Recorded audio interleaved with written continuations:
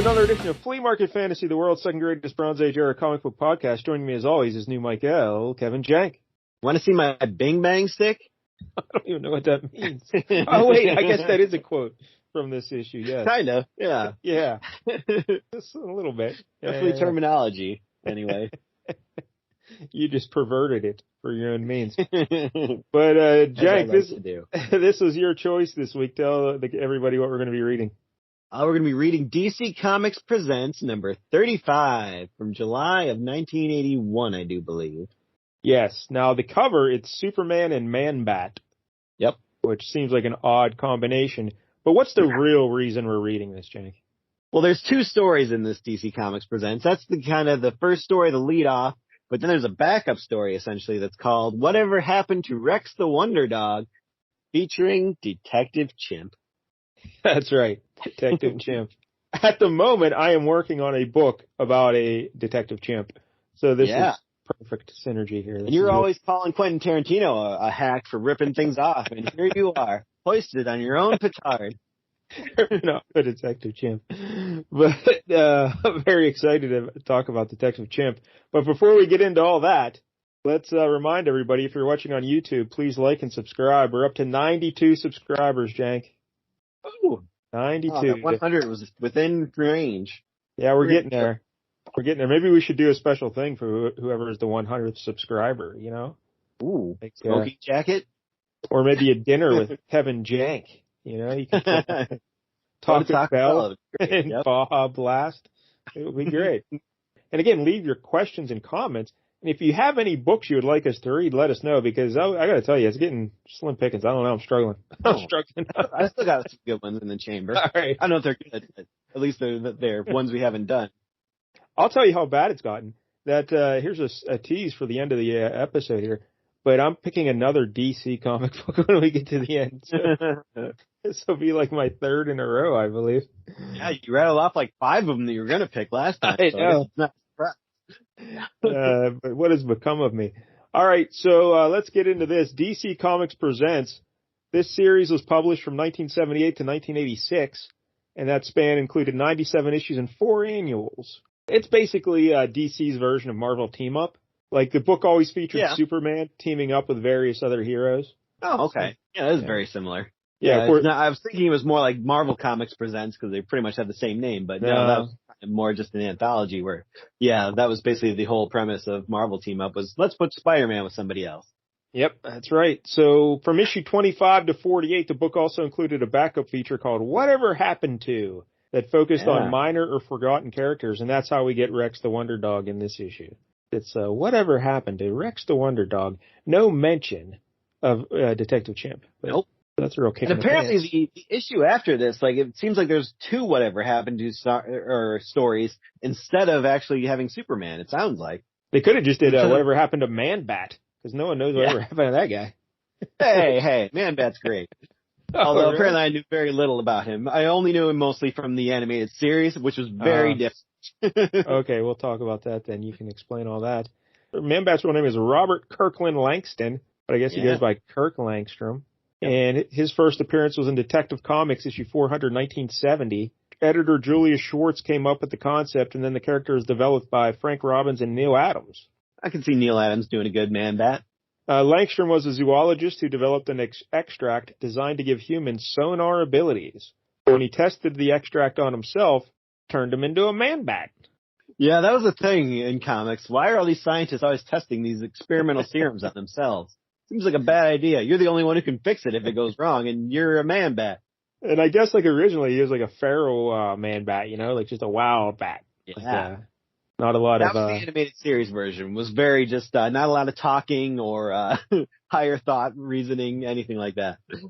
Yeah, I think the guy who helped him was Batman, right? Then he devised something to help him out, and then...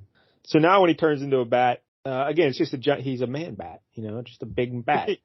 Yeah, he's like the inverse of Batman, just like his name is. He's more bat than man, whereas Batman is kind of more man than bat.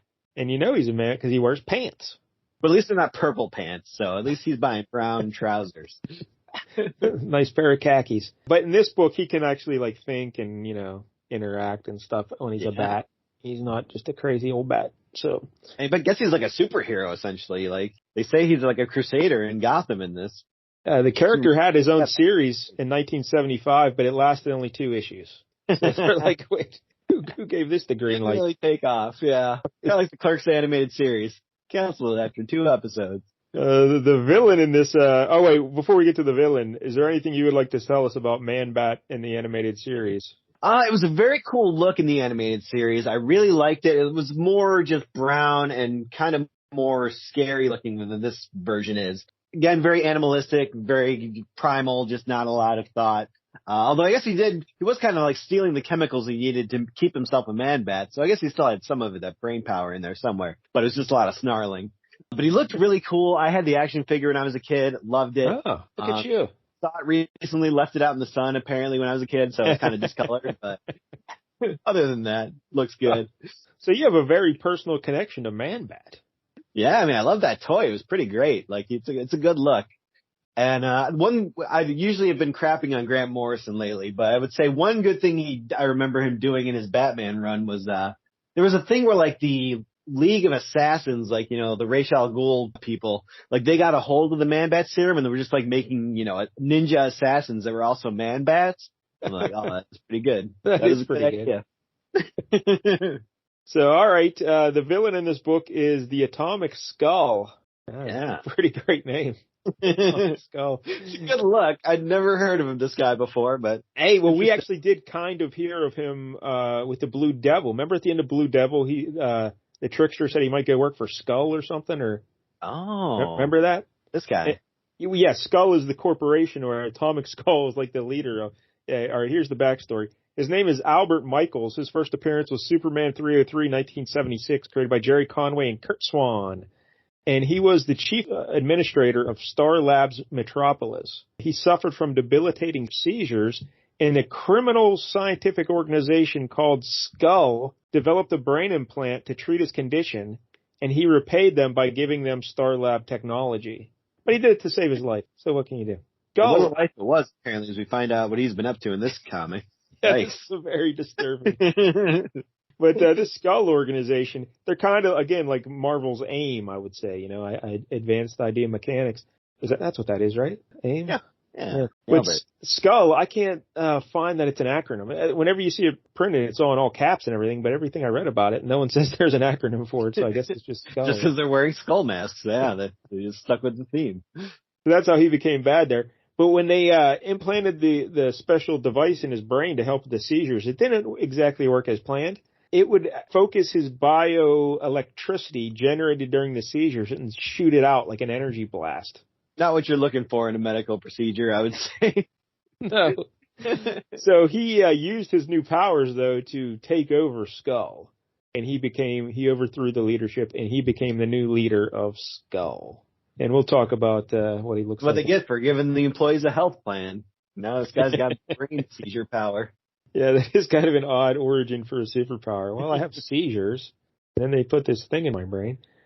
The writer here is Martin Pasko. I swear we've talked about Martin Pasko in the past, but I can't remember where or when. So, yeah, we need Al's database. Yeah, real quickly, he's a Canadian writer. He has 269 writing credits at DC. He did a lot of Action Comics, about 26 issues of Superman, and 1 issue of Man-Bat. From those 2 issues that he had, he did issue 2, I believe.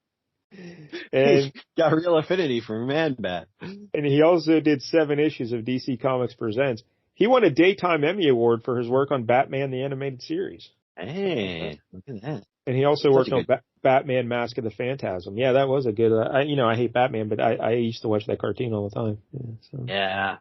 It's honestly probably the greatest comic book cartoon show.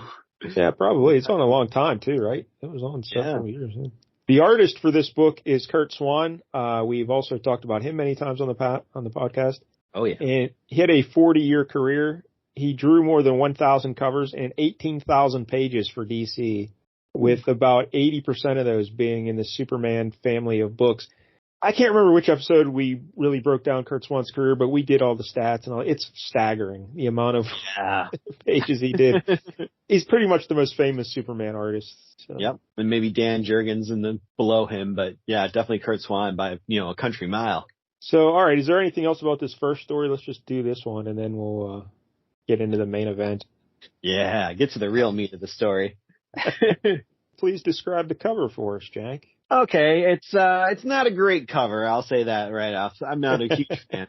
But it says at the top of it says extra. Whatever happened to Rex the Wonder Dog? And you see Rex the Wonder Dog. He's just kind of this white dog jumping around. Book's 50 cents, all new. So that's good. That's what you want. What if it's 50% only partly new? Just it's a little bit. It's all new. That's a lot of one new panel.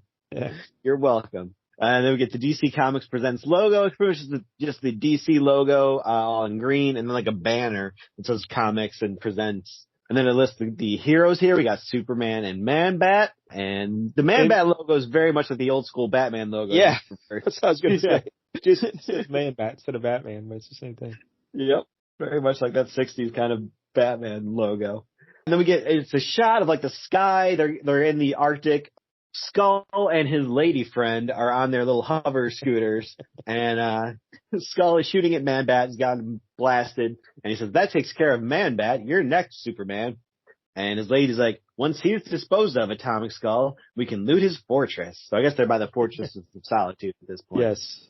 And this cover is drawn by Ross Andrew and inked by Dick Giordano. And I love Dick Giordano as an inker. He's awesome. Of course, Ross Andrew we know from Amazing Spider-Man, and I loved his work on there. What a weird coloring on the Man-Bat here, where he's got like fruit punch mouth. Very pink all around the mouth. It's very strange. What's the deal in the mountains there, the Fortress of Solitude area? There's like, you see that little yellow like arrow in the mountain? Yeah. What is that exactly? It's like an elevator. I don't know why it's going up, but it's already at the top level. But I don't know if we need that there. But yeah, I don't like this maybe cover that either. Must be the entrance. I guess. But I don't know why there's an up arrow on it. It's just very flat. Yeah. The composition isn't the best. There's a lot of negative space there, and Man-Bat looks dope. His face makes him look so dopey. It's more like a shot of Superman from the back. It's like, if you really like Superman's ass, I guess this is the one for you. But yeah, it could have been something better here. But why don't you describe what Atomic Skull and his lady friend, they're wearing like almost identical outfits, slight differences. Yeah. Would you like to describe them for us? Essentially, it's a bright yellow mask that covers like down to the nose area. Like his lady friend, her face is uncovered, but he's got like a white skull, mask below that other mask, covering his jaw area. And yeah, she has a normal human face, like at the bottom, but he has a skull. But she's also got a boob window, which is, you gotta have that. They got these yellow shirts. He's got a picture of a skull on his. She has a boob window. Brand. Yep. No room for a logo for her. Then they've got like green boots and green gloves, a green little belt. And the piece de resistance is the green cape with the kind of big flared Doctor Strange collar. Yeah, no, it looks like, at least on the cover, her collar at the back, it seems like yellow and green striped. Yeah. But they basically look like mascots for like Sprite. Yes. They're very Lemonade line. Yeah. All right, so we open up the book, and it's DC Comics Presents Superman and Man-Bat. And we get a little background here for Superman. Rocketed to Earth from the doomed planet Krypton, Kal-El became the world's greatest superhero, while zoologist Kirk Langstrom created a serum to give himself sonar powers, accidentally turning himself into a humanoid bat. What a tag team these two are. Yeah. Oh, it's the team up everyone was demanding. But DC's doing that stupid thing they do where the splash page shows you a picture from later in the story. Yeah, I was never. Although there's so much like backstory at the top that it's not really even a splash page. It's like half the page. And we see Man-Bat and Superman fighting Atomic Skull and his lady friend. Does she have a name besides lady friend? I don't know. Felicia. Oh, yeah. Okay, that makes sense later. Atomic Skull and Felicia. Like Atomic Felicia. And they're on their little hover scooters and they're shooting. Man-Bat is getting gassed with something, and Superman's blocking a laser beam with his hand. It kind of looks like the laser beam's coming out of Atomic Skull's underpants there. Bang. A little bit. It's lined up pretty perfectly. All right, so when the story opens, though, Jank, we're at a TV news station, because this is the era when Clark Kent worked at a TV news station. Yeah, I think he was still working at the Daily Planet, but just their TV branch. So they're just getting off with the news report there. They just shut it down. And I guess this is the main. What was Clark Kent's gig here on? I guess he was an on-camera person. Did he do weather and sports? Yeah, maybe he's like the field reporter. Yeah, that makes sense. That would make sense. Yeah. And it looks like the main TV news anchor is like, hey, Clark, why don't we go hit up a disco after work? Mm-hmm. And he's like, nah, I really don't want to go to a disco with you. I'm Clark Kent. I want to go sit in my basement and watch wrestling. He's like, this guy sucks. I don't want to hang out with this guy. So it's like, and then Clark Kent he's thinking in his thoughts there. He's like, the duller I am, the less likely that they could think that Clark Kent could be Superman. Yeah, if the glasses weren't enough, this will really trick him. Yep, the slightly slicked hair. Yeah, even though you're built like a brick shithouse. And then some guy comes in. He's like, hey, Clark, here's that film you borrowed from Star Lab. And Clark's like, so? And he's like, well, hey, you borrowed it. You return it there. So he's like, all right. Clark Kent's rewind it. We're not paying those fees. So Clark Kent's going to take the film back to Star Labs. And he says, hey, before I get over there, I should see what's going on. He uses his X-ray vision to look across the city, I guess. I don't know. And he sees a Man-Bat falling through the skylight at Star Labs. Mm-hmm. Or I guess it's not a skylight. It looks like it's an actual window on the side of the building. All right, so what happens here, Jank? Man-Bat breaking into Star Labs. Yeah, he's after something, but some weird energy bubble starts coming down, and he's like, oh, well, this thing's too small to, get me if I just stretch my wings out, because clearly, wings will stop a giant energy bubble. But turns out it can expand, so it's like, we planned for this, for a Man-Bat attack, and it just goes around his wings. It's energy though, so he can it only affects organic matter or biological beings. Mm-hmm. So his big plan is he's going to throw something through it. He's going to chuck something. Yeah, that does seem like a real flaw. It's kind of like a Death Star-esque flaw where it's like, yeah, you can still throw stuff out of it. So he just rips up a piece of the flooring and throws it up and smashes the control panel. But now all these robots come out with tentacles. Uh-oh. And Superman just busts in through the window. Man, Star Labs. A lot of broken windows they're going to have to fix. Yeah. Just a lot of handymen.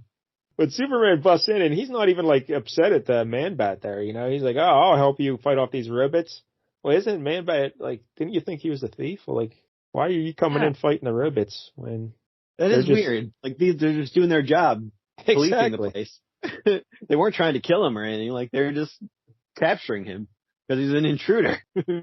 Man-Bat, the one robot grabs his arm or his wing or something, I don't know, and he's like, oh, I better get out of here. I know how I can get out of this. So he pops a pill, because the answer to all society's woes is taking a pill. And it reverts him back to his human form. And all of a sudden he's outside of the claw now because he doesn't have that wing. And the claw is unable to, compensate for the guy shrinking slightly. He hides in the shadows there now in his human form because he doesn't want Superman to see who he is. Again, Superman has X-ray vision. He just saw across town. You're Kurt Langstrom, some guy that works at a zoo. How is he going to know who the f*** you are? Yeah, I thought he was some big celebrity or something. No, he just works at the zoo. Yeah. He's not Bruce Wayne. We're people will recognize that millionaire playboy. You're just some guy at a zoo. Don't ruin my reputation. You work at a zoo. No one cares. Yeah, it's in Gotham. It's not even in this city. Superman doesn't know you. That's right. This is Metropolis. So he finally convinces him. He's like, yeah, I trust, because Superman's like, hey, are you that Man-Bat guy Batman told me about? Yeah, that's me. And he's like, I don't want you to know my true identity, but I guess if I can't trust Superman, who can I trust? And so he walks out of the shadows and he lets him see that I am Kurt Langstrom, zoologist. He's like, oh, you're very good. Yeah, he really didn't even need to tell him that. He still could have brought the guy, Superman, back home with him without telling him his full name. He didn't need to do that. You just show him, hey, here's my daughter. You don't have to tell him your names. Yeah, so then we see up above the Star Labs there's a giant floating skull. It's a very unique design for a ship. The teeth of the skull. One of those harmonicas that singing telegram guys play. Exactly right. Kind of shaped like a skull. That's what I was thinking. So, but he's atomic skulls in there, and he's like, hey, the bugging device I concealed in the Star Laboratory is working perfectly, Felicia. Listen. And then Kurt Langstrom is telling Superman why he had to break into Star Labs. And what's his reasoning here, Jank? He takes him home to see his wife and daughter. And they got like this baby there. Apparently his wife was also a man bat at one point, or she bat. I believe they do that on the animated series as well.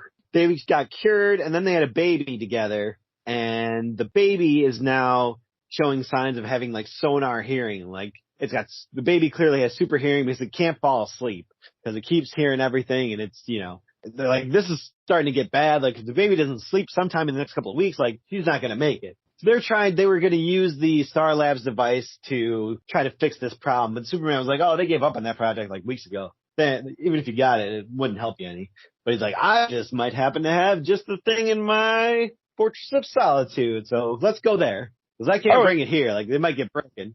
Yes, I'll just fly you, your wife, and your very ill baby to the Arctic Circle. Yeah, look, there's that yellow door with the arrow on it again in this panel. So I don't know what that is. I guess that's the entrance, but it seems odd. All right, so throw people off like, this is not the entrance, it says up. Yeah, the entrance is up there. So they go to the Fortress of Solitude. Superman's wiring up the baby there to his big alien technology machine. I think he said he got it from aliens or something. I don't know. And just out of nowhere, the Atomic Skull and Felicia just bust into the Fortress of Solitude. It's like, wait, what? And they don't even explain how they did it or anything. They're just like, congratulating you. The yellow door. Yeah. My new partner and I have just become the first people to successfully break into your fortress. But then there's an editor's note. Michaels doesn't know that Brainiac recently pulled off the same feat. How does everybody even know there is a Fortress of Solitude, let alone know who has been there or not? Why does he think he's the first one? I would have liked to have seen how they broke in. That might have been nice. Instead of them just appearing in the middle of the fortress there. I always liked, I know we encountered this before in one of the Superman books we read, but like there's a big door there to get in the Fortress of Solitude, and there's a key, and Superman just leaves the key right in front of the door, but like the key is so heavy, no one else can lift it. So I think that's a pretty good gimmick. There's the key. Yep. Try and get it. But he's the only guy that can lift it. So that's pretty awesome. So I don't know. I'm sure there's other people with, super strength that could do it. Like if Solomon Grundy shows up, you're in trouble. Man. Solomon Grundy's the man. I love Solomon Grundy. Yeah. All right, so they start fighting, and Atomic Skull just zaps Superman, sends him flying with his bioelectricity brain bursts. And like a wall collapses on Superman, and they just fly off. They steal that machine because they want that machine. Whatever it is it's doing to the daughter, they need to use it for something else, and we'll find out in a minute. Yeah. They're like it holds the key to metamorphosis. Yeah. Now it's ours. They're like, all this cryptic talk of metamorphosis. What can it mean? Oh, just you wait. So Atomic Skull and Felicia tear off outside there. They're going to make their escape on the little flying hover scooters or whatever. And Man-Bat chases after him, and Superman's after him. And Felicia hits Man-Bat with some poison gas. So he falls, and then Superman Skull shoots the ray that he just stole from the fortress at Superman. And then Superman starts falling. He's like, oh no, I can't fly anymore. What's going on? Yeah, so Man-Bat grabs Superman. He's like, relax, Superman, I've got you. It's Superman, he can just fall, don't worry about it. And only for a moment, Man-Bat, and then Felicia zaps him, I think. So Superman and Man-Bat are both falling to the earth, and Superman's like, man, only one thing to do, fluff up the snow under us with a burst of super breath, and whip up a snowdrift to cushion our fall. Yeah. That seems pretty not scientifically accurate, but whatever. So then Man-Bat's, hey, the saucer. And when Man-Bat talks, there's always a skreek thrown in. So it's like the saucer, skreek, it's disappearing. That gets annoying real quick. Sure does. So Superman says, I wonder what's going on here. I guess they hit me with that ray, and it apparently changed my molecular structure. So I can only use one superpower at a time. Yeah, so he was using a super strength, but he couldn't fly. So he's like, this is really... Yeah, but they said like he was using his super strength and he was holding on to the thing. But once he was falling, shouldn't he have been able to fly again? He's not using his strength for anything. I don't know. It's not even holding on to anything. It's all very suspect. Yeah. And Man-Bat goes flying after the people there, Atomic Skull and their little ship. and Superman's still trying to reason things through. Now we cut back up to the Atomic Skull and his lady friend Felicia, and she takes off her mask, and she's a very foxy brunette. Look at her. Yeah. But she's like, hey, hurry, it's beginning. I can feel it. I'm starting to change back. What do you think that could mean? Starting to change back. And so now we cut back to Man-Bat's carrying Superman by the cape and his feet. Yeah, that's pretty awkward. So they fly up above. The Skull is using like some cloaking device, so their ship is kind of invisible, but Superman can see it, of course, because he's Superman. Man-Bat drops him down like a little bomb, and he goes feet first, crashing through the top of the ship. And he's like, excuse me for not knocking first, Dr. Michaels, but I'm in a hurry. And he's like stiff as a board flying through there. It's pretty... So Felicia grabs the ray gun, and she goes running away with it. Atomic Skull tries to hit Superman. Superman does the old, remember, I love that when Daredevil would jump, and there would be all kind of Daredevils behind him. Yep. And like Superman does that here. And then he just zaps him in the back. Super speed. Yeah. And he zaps him in the back of the head with his heat ray vision, like just murdering him, right? Is that what he does? He just murders him. He could have just cured the guy's tumors and this would all be over. Just zap it real good. I guess so. There is a switch built into your helmet when you attacked me in the fortress. And I had a hunch that's how you controlled your brain bolts. And now Man-Bat is chasing Felicia. And why don't you explain us the big reveal here with Felicia Chang? So Man-Bat gets a good look at Felicia, and she's kind of turning into like a cat person, it would seem. And she says, I won't let you have this. My species has a shorter lifespan than humans. And if I'd ever become human, I would have died, or if I'd never become human, I would have died by now. And so she and Man-Bat start fighting over it. And, okay, you're still kind of, all right, what's going on here? But it turns out her backstory is that she was a panther. Just a regular panther. And old Atomic Skull there turned to a lady and then became so smitten with her that he was like, well, I'm just going to start banging this panther. That's right. This whole issue is based on the premise that Atomic Skull wanted to make sweet, sweet love to a cat. That's the whole issue. Yeah. Now, Mike Dell, you are a cat lover yourself. I do love cats. I do love cats. But I'd have to assume even you would have a line. Yeah, I never once wanted to turn a cat into a lady so I could have sex with it. But Atomic Skull, that's why he's a criminal genius. He's always thinking. There is no off position on the genius switch with the Atomic Skull. So yeah, the Felicia though, she zaps herself with the laser beam when they're struggling. So then we cut back to see Atomic Skull and Superman. The UFO or the little flying saucer they're in went out of control, like tilted up. So Skull kind of fell out the top of it, and he's hanging on. And Atomic Skull's like, satisfied, Superman? You've won. I'm about to fall to my death. And Superman's like, try to hang on just one more second. Superman's like monkeying around with some controls on the ship. He's trying to restart the engine. Trying to keep the saucer from like destroying the city below by crashing into it. But then Atomic Skull just lets go. And he lost his grip, and he just falls to his death. And Superman just doesn't even care. Well, I mean, they do say that Superman's like, well, I could fly after him, but it would be super slow because I can't use my super speed. So I'm not even going to try. Oh, well. I guess he could have just like used his super speed to fall that far and then, kick in the flight after that. Why didn't he use his super breath to fluff up some snow? But in his thoughts, he's like, as a result of what he did to me, he's doomed. So Superman just he's like, you wronged me, dude. You're gonna die because of it. So now we change my powers. It's your own fault. We cut back into the ship, and there's Man-Bat squeaking again. Good Lord. But he's like, how could Michaels take a creature like Felicia as a mate? Superman says, it's all in this book. Superman has a book about how to turn people into cats into sex mates. But it's like, it's all in this book I found, a work diary detailing his experiments. Dr. Michaels had developed an evolutionary ray for heaven knows what evil purpose. And the creature, well, we know what evil purpose it was. He wanted to have sex with a cat. And the creature he called Felicia was originally a test animal, a lab specimen. His ray succeeded in transforming the female panther into a woman. Evidently, she was so beautiful, so alluring, that against all reason, Michaels fell in love with her. Now we come back and we just see the Panther just taking a nap there in the background. And, yeah. But the effect of the Panther might be dead because of its short lifespan. Yeah. Oh no, I thought she was just taking. I think that's why she was like afraid to change back. She was just like, I'm supposed to be dead by now in my species. Oh no, I thought she was, just taking a nap. It just broke my heart here. All right. The effect of Michael's machine was only temporary, and he needed the sonic wave device to make it permanent. Felicia was starting to turn back as we struggled when the machine went off. It must have accelerated her regression to her true self. So yeah, I guess she's dead.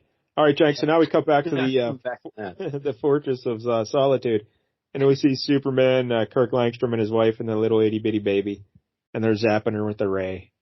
Yeah, she's sleeping, and they're like, oh, and also they cured my powers thing where I can use my powers all once again. So they just wrap that up very nicely and very neatly in about one panel. Yeah. The closing panel, the Skull organization always seems to survive, no matter how many times it's been destroyed.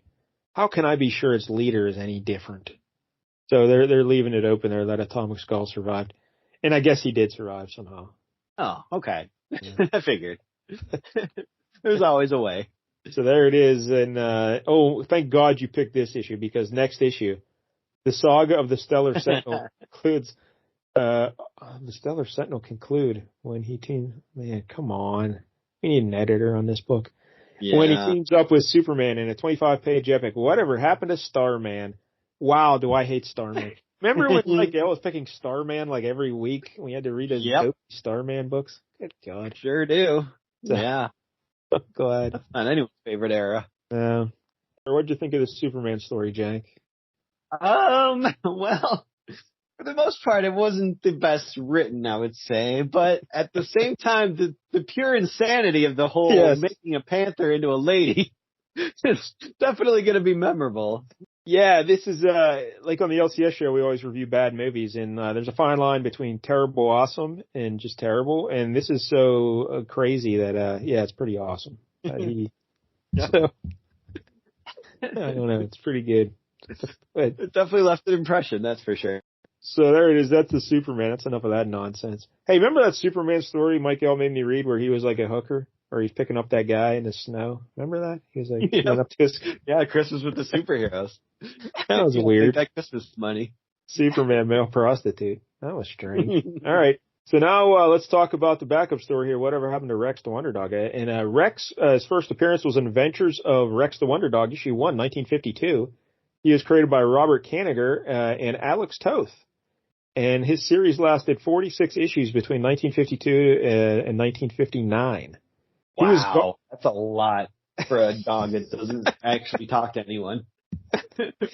He was gone from comics for 18 years until Steve Englehart brought him back for Justice League issue 144 in 1977, and his next appearance was in this very comic.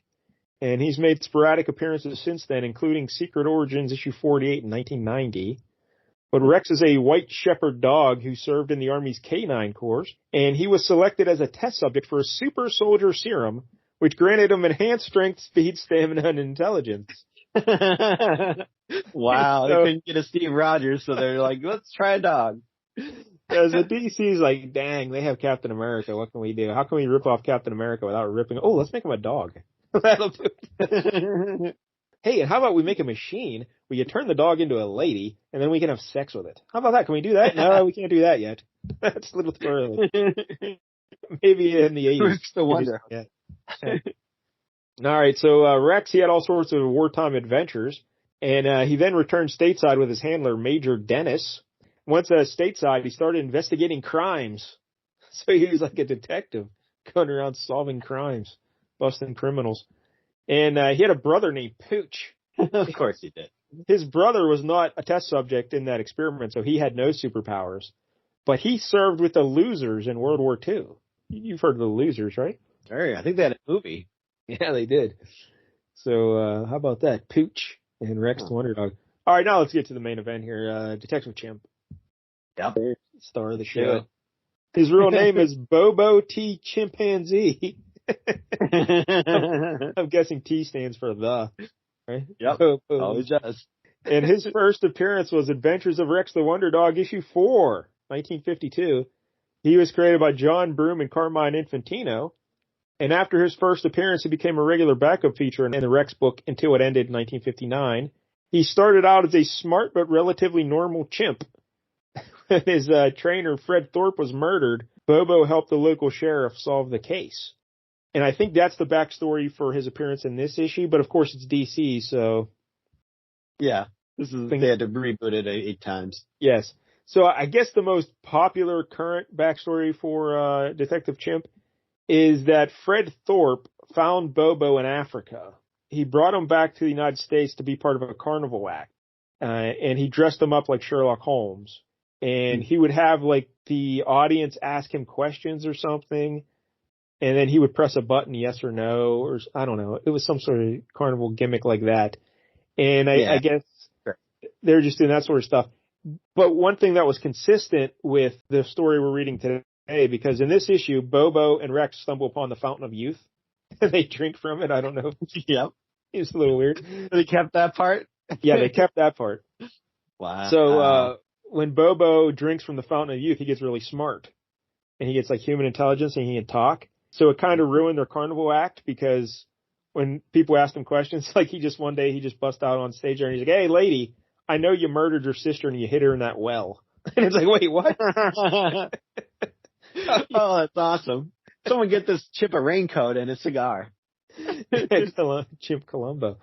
So the carnival act ends. So Bobo, he decides that he's going to become a legit detective. So he opens up the detective agency and he's solving crimes and whatnot. But the problem is he starts running across these clients who refuse to pay him, even after he does the work, because he's a chimp, you know, and he can't take their faces and genitals off as chimps are known to do. No, that's all fake news. Don't believe that. Chimps are awesome. So, but the chimp there, Bobo, he's like, well, I'm going to take you to court, you know, and get my money. But he has no legal standing as a chimp. As a chimp, yeah. So he can't do anything to get his money, and he can't pay his bills, and he's all destitute and stuff. So what does he do? He becomes an alcoholic. And he just, I guess he just starts hanging out in some bar called the Oblivion Bar. I don't know anything about DC, but I think this bar is some sort of mystical, magical kind of bar. Like, I don't know. Oh, sure. So he just becomes a drunk, and he's drinking all day. I don't know how he pays for his booze. Maybe he's on that. He's a chimp. He's a drinking chimp. You give it to him for free. Eventually, he joins up with a team called Shadow Pact, who we talked about in the past. I think with Blue Devil, because Blue Devil was also a member of that team, remember? Oh, okay. Yeah. Makes But sense. they were kind of like Justice League Dark. Before Justice League Dark, they investigated paranormal stuff and everything. So then Justice League Dark comes in, and Bobo the Wonder Chimp then goes over there, and he's working with them now. So I think that's all there is to know about Research for Detective Chimp. Yeah, he came back into popularity, I think, around 2005 or something. Apparently, there's what was one other Bronze Age era appearance of Detective Chimp in like Secret Origins. I can't remember what issue it was now, but it was like in late 1989. And in that issue, he was still just a normal chimp. And they tried to explain how he got smart because there's a miniaturized alien race that performed experiments on his brain or something. And that's how he got smart. But was that during Invasion, maybe? I don't know, but they got rid of that backstory too. So. Oh, okay. You got to prune away what doesn't work, I guess. Yeah, the one about his trainer doing the carnival act with him, that seems to be the most accepted backstory for Detective Chimp. So, but yeah, he got smart because he drank from the Fountain of Youth. Seems odd. All right. Yeah, that doesn't seem to go hand in hand. It was not the fountain of knowledge. So the writer for this story is a fellow named Mike Teffenbacher. That's quite the name. Yeah. He was born in Milwaukee, Wisconsin in 1952. He was the executive editor of the Comic Reader fanzine, and his first published work was DC Comics Presents issue 28 in 1980. So just 7 months before this. And he only has 6 writing credits at DC, including 5 issues of DC Comics Presents and 1 issue of New Talent Showcase. So that's it, just 6. But one of them is Detective Chimp. Pretty good career, if you ask me. And the artist here is been dying on that for years. Yeah. And the artist here is Gil Kane. Mm-hmm. Yeah. I've read him many times. Yeah, he's one of the best. And he drew issues 28 through 35 of DC Comics Presents, as well as annual number 3. So those are the creators for this masterpiece we were about to read. And let's look at the story here, Jank. Whatever happened to Rex the Wonder Dog? Yep. And we see like a sheriff deputy. See, this is the original backstory where Bobo helped this guy solve the murder of his trainer, Fred Thorpe. And so now he just becomes like his little sidekick, the sheriff's sidekick or whatever. But so the sheriff's like, hey, did you ever wonder what happened to Rex the Wonder Dog? And he's holding up a newspaper that says Wonder Dog prevents assassination. Holy hell. That's a good dog. That super soldier shouldn't paying off. What if he had like a little shield he would like carry around in his mouth? As his food bowl. Yeah. Oh yeah, frisbee. Yeah, that would work. Yeah. So then we see Bobo. Bobo keeps a scrapbook for Rex the Wonder Dog. He loves Rex the Wonder Dog. Yeah, big fan. The way I feel about talking detective chimps is the way Bobo feels about Rex the Wonder Dog. So I mean, he foiled an assassination. That's pretty impressive. So the sheriff's like, hey, here's another story for your scrapbook there, Bobo. And Bobo can't talk, but he makes little noises like a chimp. And then we see his thought balloons where he says, thanks, boss. It's pretty great. And we just get into the backstory of how much Bobo loves Rex. He's watching Rex in the movies. And again, he's making little chimp noises. But he says, corral those rustlers, Rex. Head them off. He loves Rex. So then he finds that when Rex appeared at a local circus benefit performance, Bobo begged to go. And Yeah. Bobo was so excited that he paid him his lucky dollar. He wasn't supposed to. Yeah, what was the point of all that? I can't even remember what the point of that was. I don't know. Yeah, they make a point of it that he had he paid his lucky dollar. Also, Bobo wears like a yellow hat, which reminded me very much of Curious George and the man in the yellow hat. Yep. Although Bobo seems to just keep his hat strapped to his back. He doesn't really wear it. He might be a slightly more intelligent chimp, but he hasn't figured out the intricacies of hat. So he's at the circus there, and he's looking at a poster of Rex, and he's pointing at it. And again, he's making little chimp noises. We plup Rex. But in his thoughts, it says, ripe bananas. It's my idol. Good dialogue. So they go in to watch the circus act. Now, what happens here, Jake? Because it looks like, if you ask me, it looks like Rex screws up, right? Doesn't he screw up on the high wire? They say something about like the wire over here is thinner than usual. Like Rex the Wonder Dog is questioning like what's going on here. But then he falls off. So it seemed like somebody was trying to set the wire, cut the wire, kind of like what happened to Dick Grayson's parents, like where somebody like cut the wire so they ended up dying. But I don't know. I smell sabotage. So yeah, we get in the head of Rex the Wonder Dog too. We get to read his thoughts. And but Rex survives. He falls off the wire, but he still just lands fine. Everyone's happy. They're clapping. Bobo's loving it. Everyone thinks it was part of the act, you know? Yeah. So they go backstage to meet Rex. And again, Bobo is talking. He's like, the guys in the Secret Seven will die when they hear I met Rex. I don't know who the Secret Seven are. Me neither. Not a clue. Man, if there were like 6 other chimps, that'd be awesome, but I'm guessing they're not. But anyway. But Rex says apparently they can communicate telepathically or something. Mm-hmm. Because then Rex says, hey, would you like a souvenir? And some fireman gave me this collar for rescuing their Dalmatian. You may have it. Wow, it goes in my Rex scrapbook. All right, a couple of things about this. First of all, Rex, how about having more respect for the guy who gave you that collar instead of just calling him some fireman? All right? Right. And giving it away immediately. And I don't want this shit. Yeah, I mean, it's like one of those blockbuster boards. It's like a big surfboard. I don't have any use for this. But look, he's got his name etched into it and everything. That's quite the gift. But then Bobo, I mean, I love you, buddy, but you can't put a 3-dimensional collar into a scrapbook. It's not going to fit, really. You get one of those books that's like, it has a secret slot cut into the pages, maybe. Yeah, but there you keep your flask in there and you keep the booze in there. Yeah. Then Rex thinks he smells the scent of evil. Look out. So a cop comes in, he says, Sheriff, come quick. And Bobo doesn't even care. He's just holding up the little collar. And he's like, hey, look what I got, boss. Shiny. But while the sheriff goes with the deputy or the other, he's the sheriff, and the other police officer to see what's going on. Someone stole $10,000 in charity receipts from the box office. Uh-oh. Yeah, I'm sure it's for charity. Including that lucky Liberty dollar that that Bobo wasn't supposed to give away. Yeah, Bobo's got to get that Liberty dollar back. But Bobo walks out, and he sees Rex going off on his own, going the opposite way. He's like, what Rex is doing? I want to follow Rex. He went this way. My lucky Liberty dollar, I gave it to those guys, and it's gone. Maybe Rex is getting it back for me. The scent grows stronger. It leads to that ship. Yeah, so they find a ship, and then they stow away on this ship. They just jump into a hole on the ship there. And they're quite the little detectives. Rex is like, hey, my friend from the circus. Yeah, like you just saw him like a second ago. So Rex couldn't pick up on Bobo was following him. He's just apparently not. Yeah, they're not. They haven't gotten the Fountain of Youth yet, so they're not that bright. But I like this picture of when we see Bobo and Rex from the back. They're peeking out over that hole in the ship there, and they're watching the guys run away with the money. And now they're jumping on a speedboat. And Rex and Bobo are like, hey, we'll just follow them on land.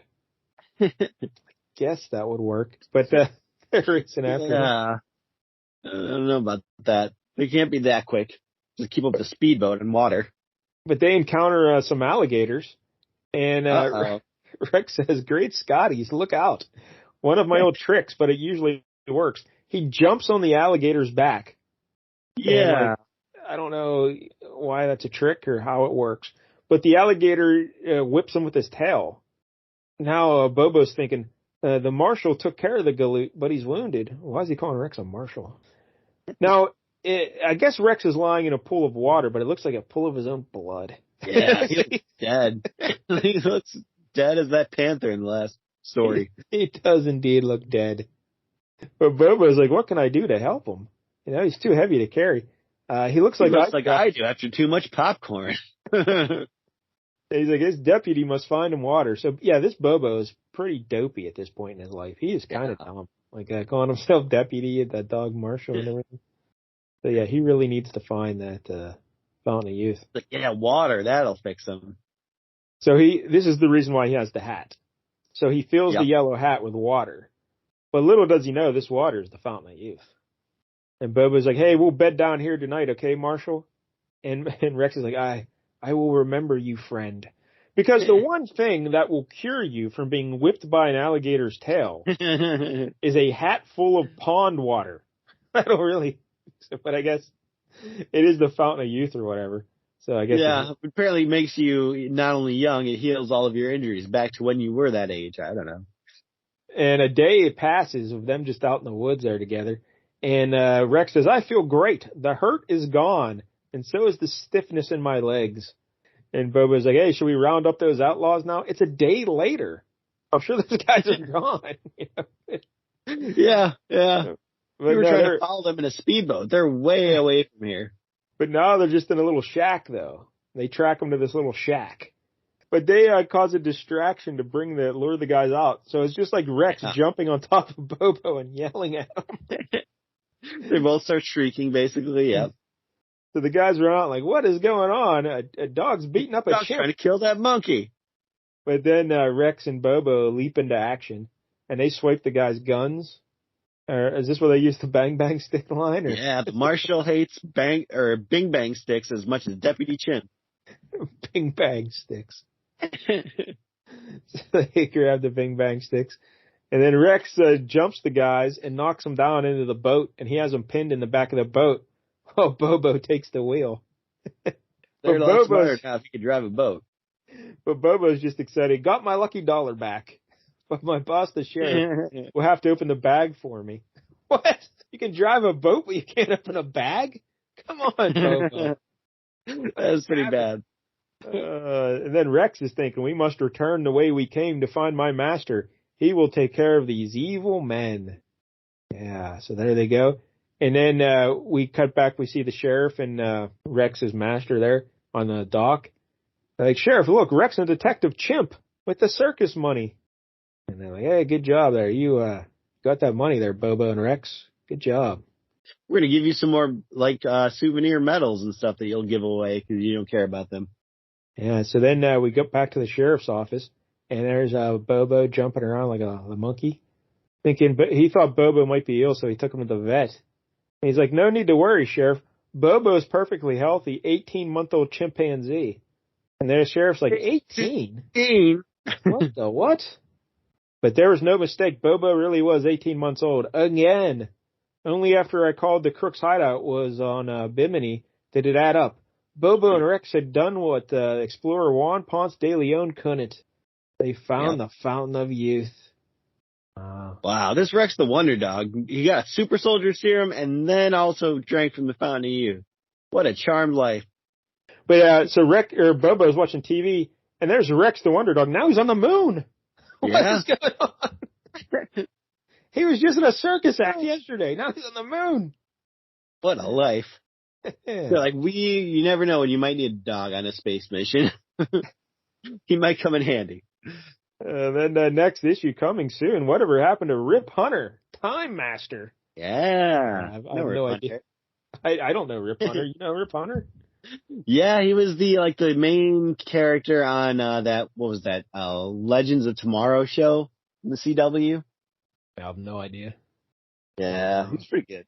But there it is. Wait, a CW show wasn't that great? That's crazy. That's hard to believe. I know. Shocking. So, there it is, Detective Chimp. What do you think, Jack? Well, I mean, aside from the lack of detective in this Chimp, this is, I guess, an origin story before he, learned to be a detective. Well, technically, no. Technically, he has already been a detective. He solved the murder of his trainer, and that's how he became the sheriff's deputy. So, this is the height. Maybe he solved the murder, like a chimp on Columbo, where it's just like his fingerprints are on the killer's medallion. And because that's what led the guy to the... He does no detecting here whatsoever. Not even a little bit. Really. He's just basically following Rex the Wonder Dog's lead, and he just wants to get back that lucky dollar. That's all he wants. Very simple goals.